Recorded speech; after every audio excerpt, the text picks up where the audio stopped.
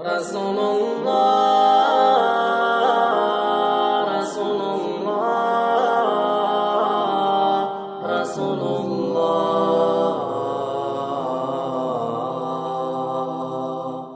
İman İslam fidakari Rasulullah. Mücahitler kumandani Rasulullah. Bismillahirrahmanirrahim. Cehaliyet davridagi Arab jamiyatidan ko'rinish. Arablarning ijtimoiy ahvoli. Arab jamiyatida ahvoli bir-biriga o'xshamaydigan ijtimoiy tabiqalar mavjud edi.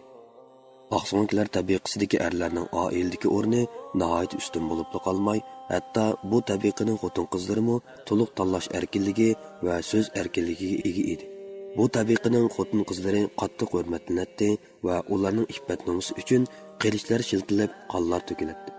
Bir odam arablarning nazarida yuksak o'ringa ega bo'lg'isi, saxovat va shijoat fazilati bilan maqtalg'usi kelsa, ko'pincha hollarda xotin-qizlarning tiliga murojaat qiladi. Ayollar xolisa qabilalarning tinchlikka erishtiradi, xolisa qabilalar aro urush jidal o'tlarini yoqadi. Shundaqdimi erlar yanala oilaning to'liq huquqliq boshlig'i va oilaning qonuniy mas'uli hisoblanadi.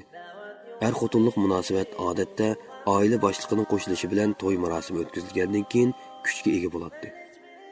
Xotin-qizlar o'z beshimchilik qilib, egi chaqinlarning gapini yerib o'tolmaydi. Yuqori oqso'nglar tabiqasining ijtimoiy ahvoli mana shundaq bo'layotgan bir paytda to'van va o'rta tabiqadagi er-ayollar orasida bir qism pastkash kishilar bor edi. Biz bundaqlarning ijtimoiy ahvolini faqat shalloqlik, hayosizlik deyishdan boshqa so'z bilan ifodalay olmaymiz.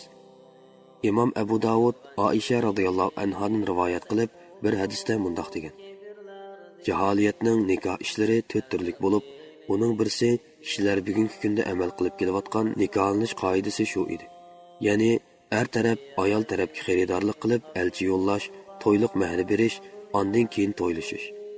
Yana bir xil nikohlanish odati orada er-xotinlik munosabati bor bo'lgan bir jup er-xotinning eri xotini hayzdan pok bo'lganda uningga paloni erga xotin bo'lib, uning urug'ini olgin deydi va xotini palondan nomildor bo'lguncha yaqindarchilik qilmaydi va bir joyda yotmaydi. Ayolining shu erdan qo'rsoq ko'targanligi aniqlansa, ondan xolisa bir o'rinda bo'ladi, xolisa bo'lmaydi.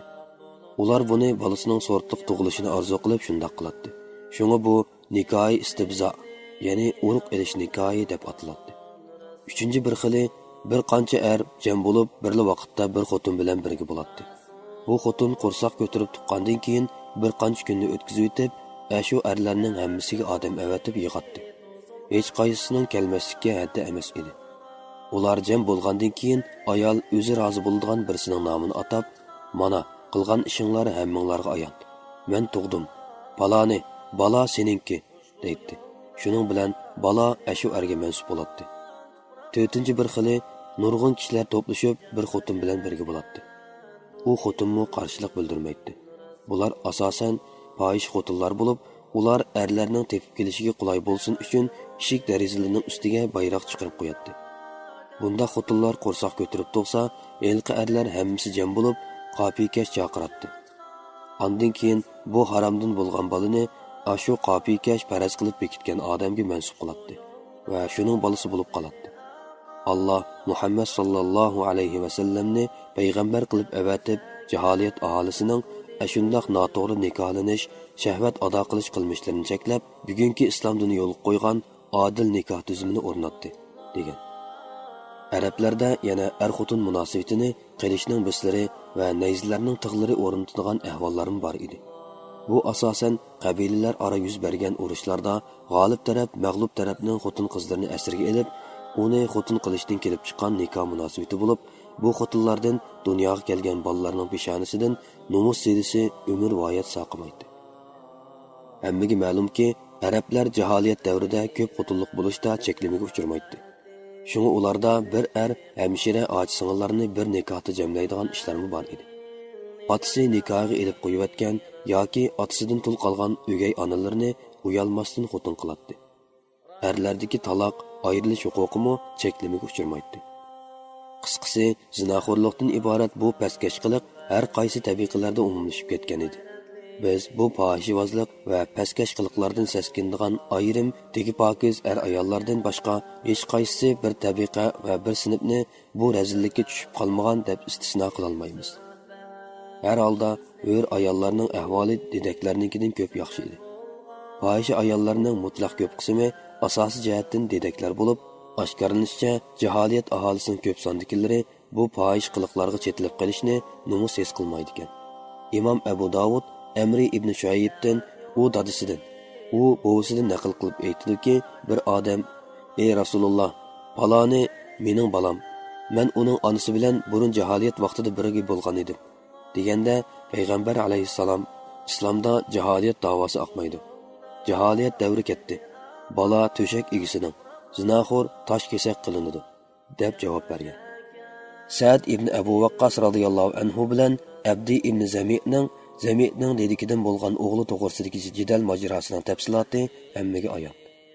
Jaholiyatda yana ota-bolalar munosabatimi ko'p xil edi. Ularning ba'zilari bolalarini oldimizda yo'rg'ilgan umoq bolamiz, yer yuziga ajrab tushgan jigar parimiz deb e'tiborlasa, yana ba'zilari qizlarning nomus keltirishidan va ko'p chiqimdor qilishidan qo'rqib, ularni tirik holatda ko'miyotganlari, yo'qsullik va nomratlikdan qo'rqib, bolalarini kichik holatida ko'miyotganlarimi bor edi. Bu vaqtda Qur'oni Karimning Sura An'am 151-oyat, Sura Nahl 58-59 oyat va Sura Bani Isroil 31-oyatlarda aniq bayonlar bor. Lekin buni jamiyatda umumlashgan odat deb kesib aytolmaymiz. Chunki ular dushmanni mudofialanish uchun o'g'il farzandga hammadan bek ehtiyojli xalq edi. Ammo ularning qarindoshlar aro munosabati, tog'ining bolalari bilan bo'lgan munosabati, o'z jamoat ichidagi urug' tuqqanchilik munosabati intayin mustahkam va quyuq edi. Ular intayin qabilavoz bo'lib, o'z qabilasi uchun o'lib tiriladi.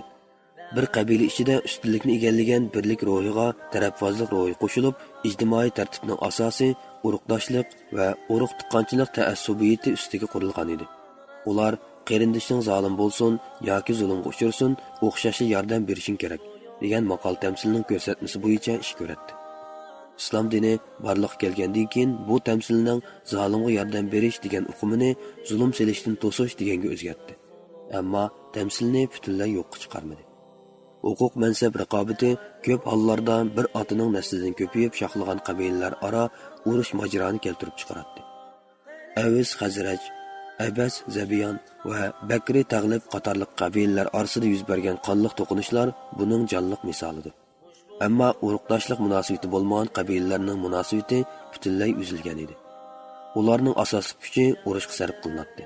Biroq diniy jihatdagi ba'zi o'rtaq an'ana va urf-odatlarga hurmatsizlik qilib selishdan qo'rqish va g'oyibona ayminish ularning qilish nayzlarining besini yondirib, jidal majra o'tlarini o'chiratdi.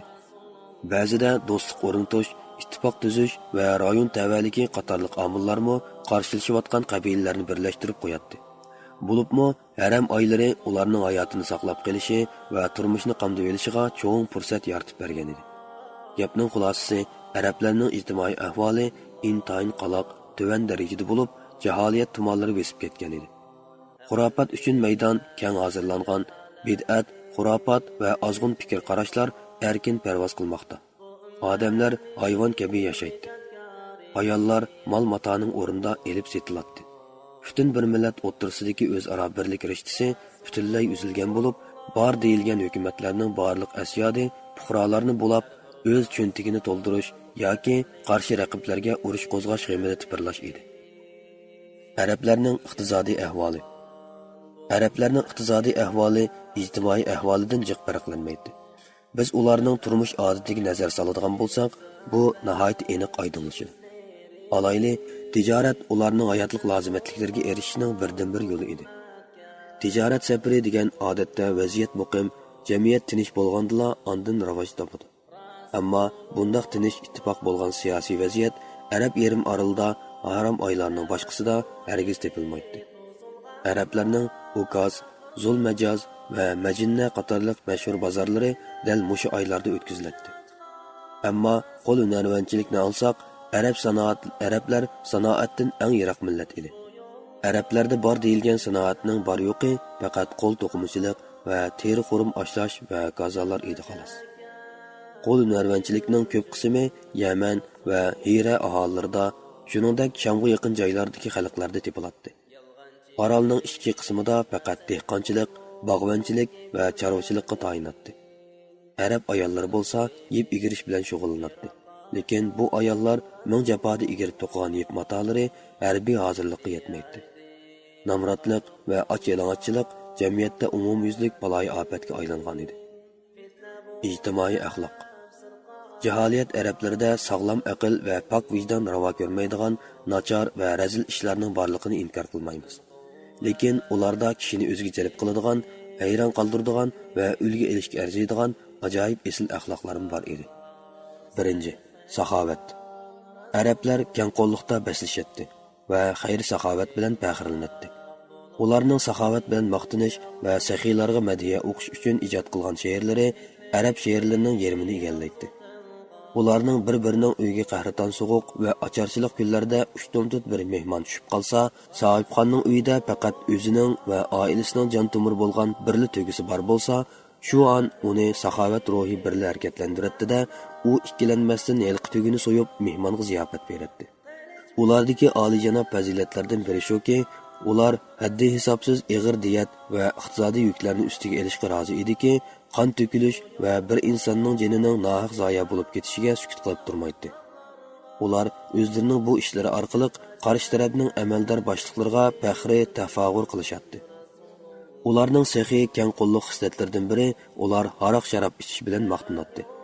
Ular buni aroqkashlikning o'zi faxrlanishga arziydigan ish deb qilmasdan, balki uni saxovat yo'llarining bir turi, uning ustiga aroqkashlik odamga keng qo'lliqni o'rgatadi deb qiladi. Shuning uchun ular uzum darxini karam, ya'ni saxovat darxi deb ataydi. Uzum marqini bintul karam, ya'ni saxovat qizi deb atashgan edi.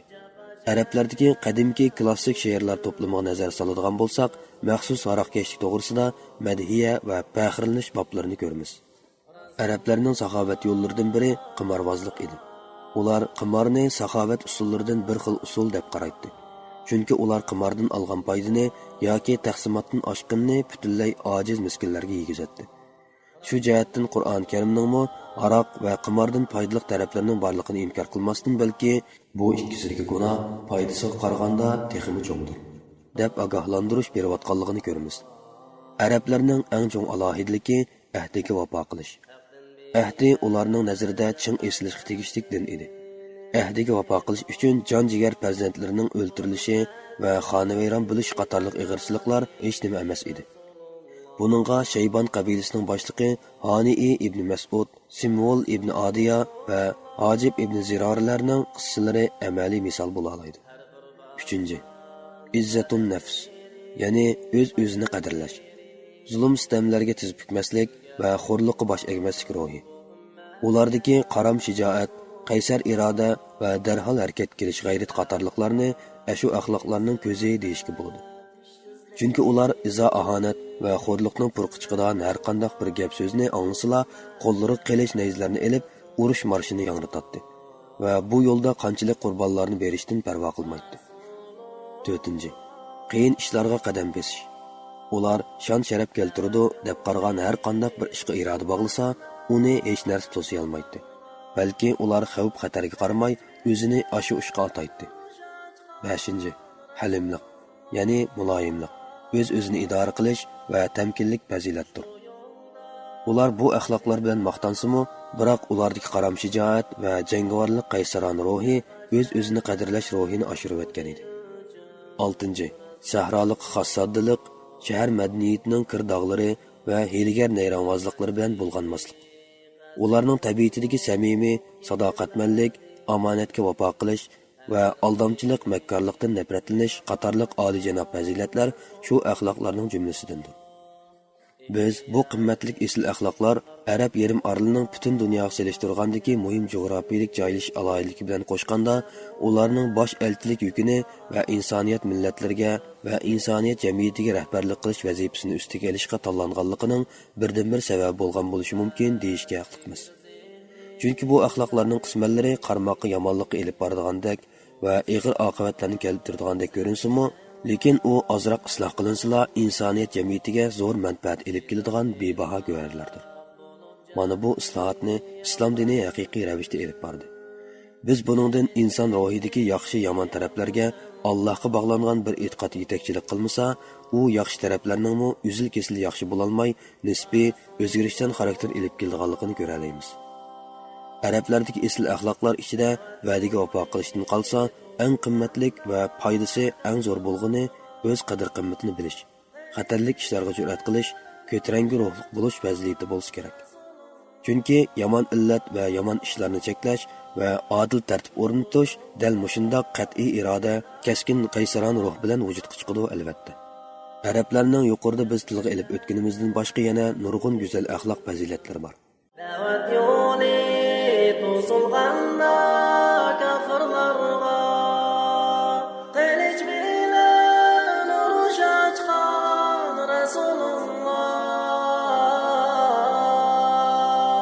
Ushbu yo'lda qini oqqan tuproqlarga jafo chekkan bu din uchun